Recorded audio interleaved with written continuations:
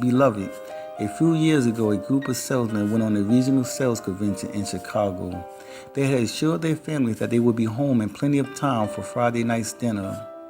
In their rush with tickets and briefcase, one of these salesmen inadvertently kicked over a table which held a display of a basket of apples.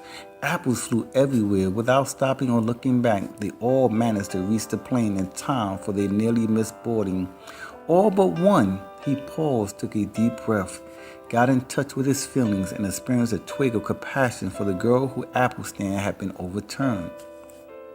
He told his buddies to go on without him. He waved goodbye, told one of them to call his wife when they arrived at their home destination, and explained his taking a later flight.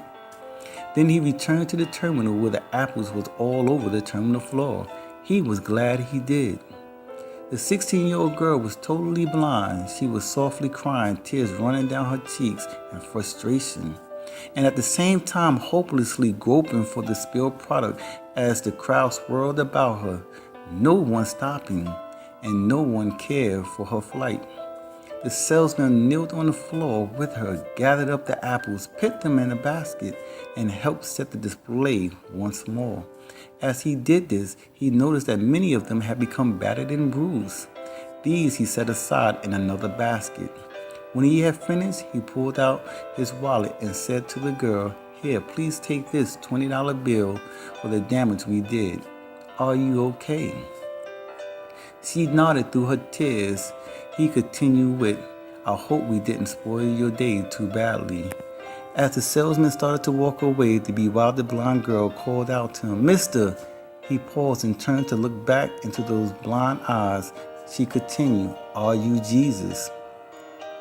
He stopped in mid-stride and wondered. Then slowly he made his way to catch the later flight with that question burning and bouncing about his soul. Are you Jesus? Do people mistake you for Jesus? That's our destiny, is it not? To be so much like Jesus that people cannot tell the difference as we live and interact with a world that is blind to his love, life, and grace.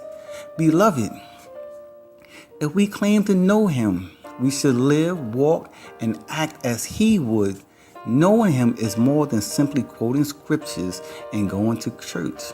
It is actually living the word of life unfolds day to day. You are the apple of his eye, even though we too have been bruised by a fall. He stopped what he was doing to pick you and me up on a hill called Calvary and paid in full for our damaged fruit.